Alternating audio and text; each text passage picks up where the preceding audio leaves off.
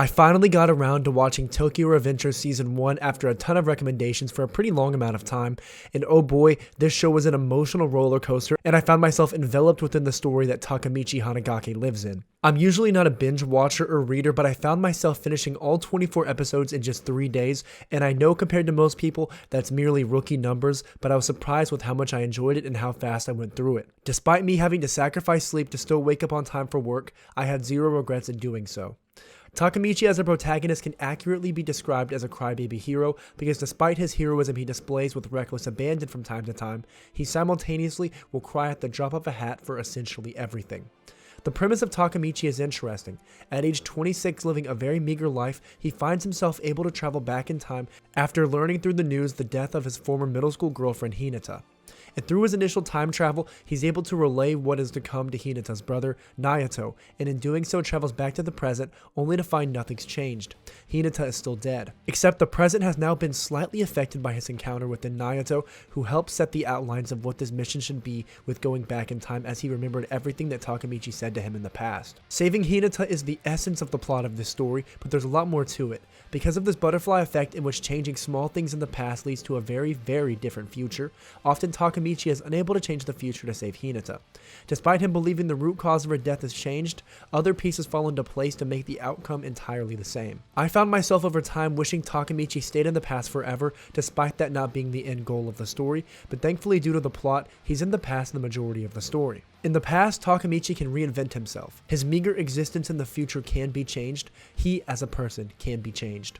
Now back in middle school, he meets his childhood best friends once more, and they get bullied by some local kids in a gang and are sent to a fight club.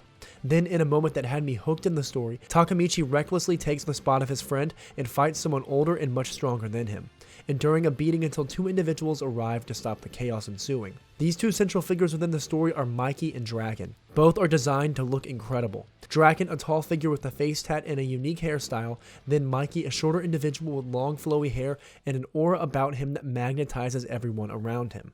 Mikey as a character is an example of another Chad within storytelling. He simply does what he wants and without hesitation. Despite his shorter stature and smaller frame, anyone, despite their size or age, he will beat to a pulp with zero hesitation. Part of what makes him so dangerous is his lack of hesitation in all he does, and what solidifies him as the commander is his unwavering magnetism and authority he displays. Mikey as a character is very different around his members of the gang outside of his commanders, emitting an aura of authority. However, Mikey's depth is much further. Around his closest companions, he is silly, carefree, and entirely relaxed. This dichotomy of expressed emotions is fitting for that of a real leader within storytelling. No leader or human is entirely serious and stoic despite their position within something. Mikey is human and a badass at that. Draken is the Dark King to Mikey's kingship, and he keeps him level-headed.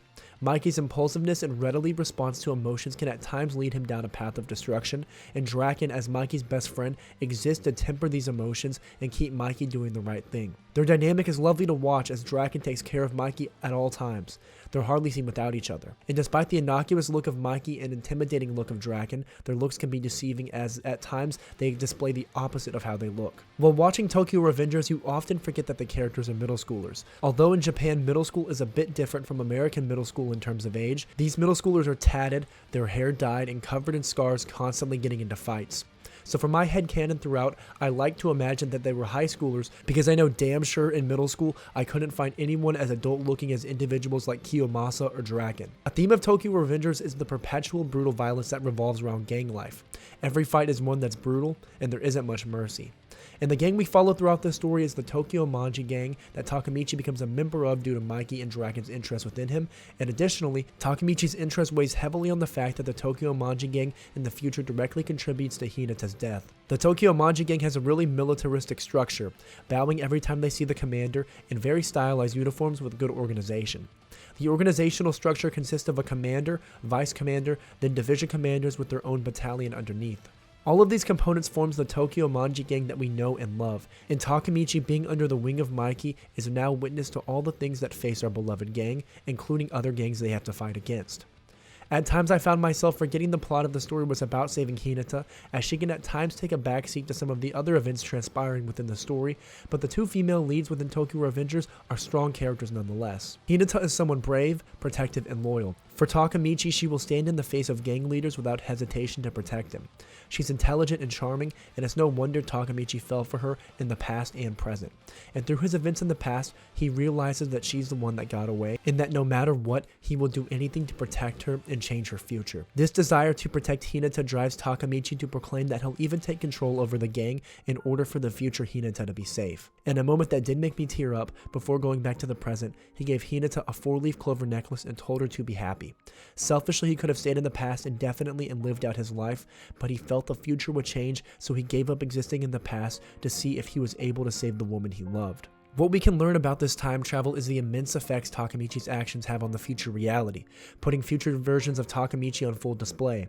One, a life where Hinata still longs and loves for him, and another where he rises in power within the gang and becomes a higher up. However, we always find him going back to the past because changing the future isn't so easy. Another strong female role within this story exists within Emma, who is Mikey's half-sister and Draken's love interest.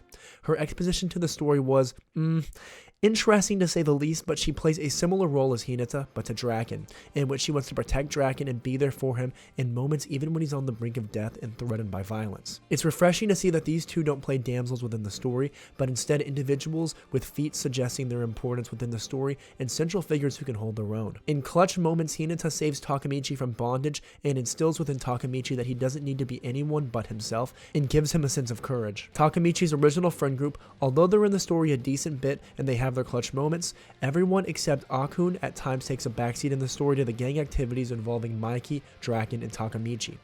I wish they could have gotten more time involved within the story, and perhaps they do in the manga as I haven't read it yet, but I understand that the notable members within the gang world are far more interesting characters to develop. Tokyo Revengers Season 1 had a lot to offer. The immense soundtrack, the fully enveloping magnetism of Mikey, a protagonist who we can see evolve over time, and an extremely interesting plot involving time travel. It really has all there is to offer.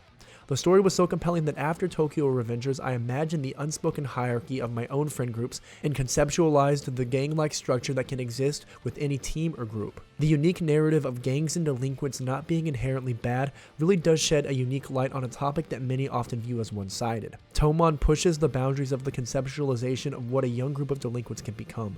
With one step, they can go down a path that many other gangs follow, with violence, drugs, and harming others. But through the steps that Takamichi pushes them towards is a world in which these gang members look out for each other and don't seek to harm each other. Instead, to foster a community of brotherhood and protection. These unique themes really do make Tokyo Revengers a great and bingeable anime, and if you've gotten this far and still haven't watched it, please do give it a shot. If this video wasn't compelling enough to you to watch it, let me just show you Mikey and Draken once more, and I think that should do the trick. Guys, I had a ton of fun making this video, so if you haven't already, please drop a subscription, and let me know in the comment section what you personally thought of Tokyo Revengers.